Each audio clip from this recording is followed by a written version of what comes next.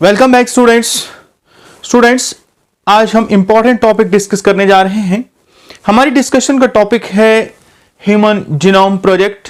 बहुत important topic है examination point of view, बहुत ही इंपॉर्टेंट। इस तरह से भी हमें इसको अंडरस्टैंड करना चाहिए।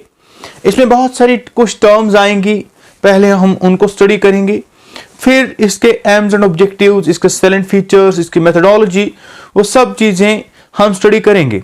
सबसे पहले हम कुछ बेसिक इसके हवाले से स्टडी करने की कोशिश करेंगे। तो इसकी दो वीडियोस प्रिपेयर होंगी, पार्ट 1 एंड पार्ट 2। तो इस तरह से हम स्टार्ट करते हैं ह्यूमन जीनोम प्रोजेक्ट। सबसे पहली चीज, जीनोम क्या होता है? टर्म जीनोम क्या चीज है? जीनोम का मतलब होता है entire genetic setup of an organism, यानी तमाम जो जीन्स एक ऑर्गेनिज्म के पास हैं उसे जीनोम कहा जाता है।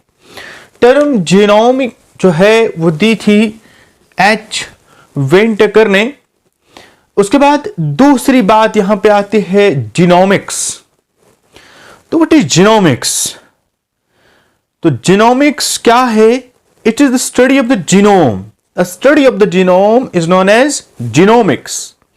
तो जीनोमिक्स में हम करते क्या है? इसमें क्या किया जाता है? मैपिंग, यानी जीन्स की मैपिंग की जाती है, एनालाइजिंग की जाती है और सीक्वेंसिंग की जाती है। तीन बड़े काम जीनोमिक्स में किए जाते हैं। Mapping, analysing and sequencing of the gene is done in the genomics. The term genomics was given by Thomas Rodrick. किसने दी थी? थॉमस रॉड्रिक ने टर्म जीनोमिक्स दी थी। इसके अलावा एक और टर्म हमने यहां पे नोट करी है, that is bio informatics. What is bio informatics? Bio informatics का मतलब होता है management and analysis of biological information stored in databases in computer. किस चीज को जो जीनोमिक्स हम कह रहे हैं, यानी जीन्स की मैपिंग, जीन की सीक्वेंसिंग, जीन की एनालाइजिंग जो कर रहे हैं, उसको क्या किया जा रहा है? डाटाबेसेस पे कंप्यूटर में उनको स्टोर किया जाता है। That is known as bioinformatics. अब ह्यूमन जीनोम प्रोजेक्ट की बात करते हैं। ह्यूमन जीनोम प्रोजेक्ट में क्या किया गया?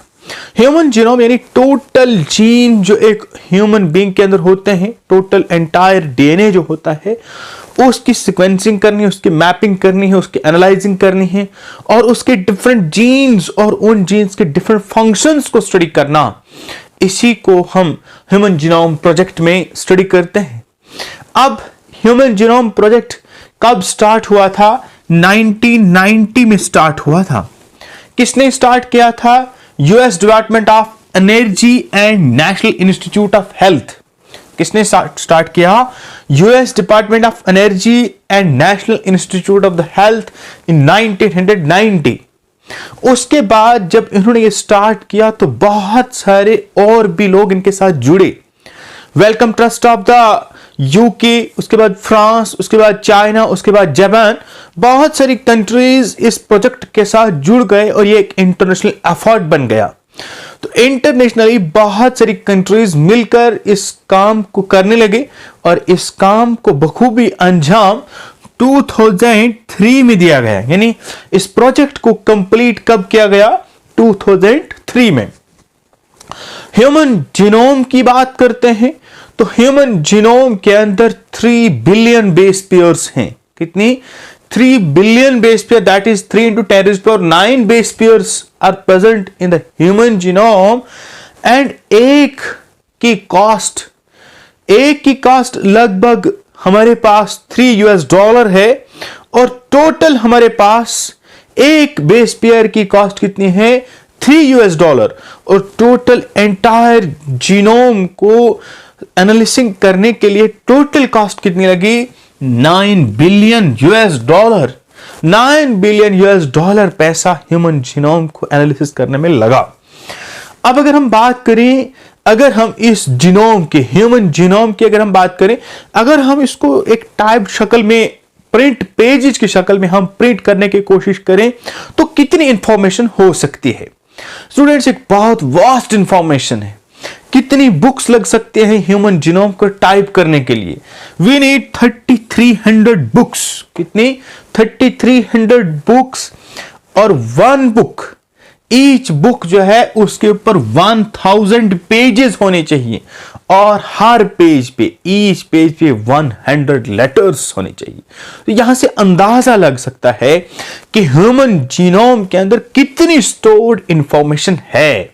कितनी? हमारे पास 3300 बुक्स दरकार हैं और हर एक बुक पर 100,000 पेजेस होने चाहिए और एक पेज पे 100 लेटर्स लिखे जाने चाहिए, फिर जाकर ह्यूमन का जो एंटायर जीनोम है उसको टाइप किया जा सकता है। ह्यूमन जीनोम के हवाले से हमने बहुत सारी चीजें स्टडी करनी है।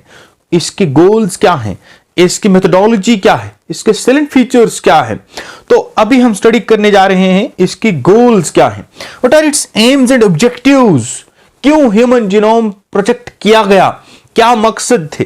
तो बहुत सारे पॉइंट्स हैं, लेकिन कुछ इंपॉर्टेंट बातें जो है वो मैंने यहां पे मेंशन की है। पहली बात, to find out sequence of 3 billion base pair. ये जो 3 billion base pair human genome के अंदर है उन तमाम की सीक्वेंस को फाइंड करना। दूसरी बात, to identify the genes and their function. Total gene हमारे पास कितने हैं, उन तमाम जीन्स को आइडेंटिफाई करना, उनकी मैपिंग करना और उनके फंक्शंस को अंडरस्टैंड करना। थर्ड है, टू आइडेंटिफाई दो जीन्स विच काज डिसऑर्डर्स। बहुत सारे disorders, genetic disorders human being में होते हैं, चाहे वो कोई भी डिजीज हो, चाहे रिसेसिव डिजीज हो, डोमिनेंट डिजीज हो, तो उन तमाम डिसऑर्डर्स को स्टडी करना, कौन सा जीन किस डिसऑर्डर के लिए रिस्पॉन्सिबल है उस चीज को भी स्टडी करना। नेक्स्ट है to store the information obtain from the DNA sequencing. जो डीएनए सीक्वेंसिंग से इंफॉर्मेशन आई उसको स्टोर करना। और नेक्स्ट है to improve the tool and technique. जब हम इनको सारों को अंडरस्टैंड करेंगे, टूल एंड टेक्निक को इंप्रूव करना और नए तरीके से मेथोडोलॉजी को अडॉप्ट करना। स्टूडेंट्स, वीडियो को लाइक और शेयर जरूर कीजिए ताकि ज्यादा से ज्यादा स्टूडेंट्स तक हमारी वीडियो पहुंचे। और अगर आप चैनल पे बिल्कुल नए हैं, चैनल को सब्सक्राइब करना ना भूलें और बेल आइकन को प्रेस करें। थैंक्स।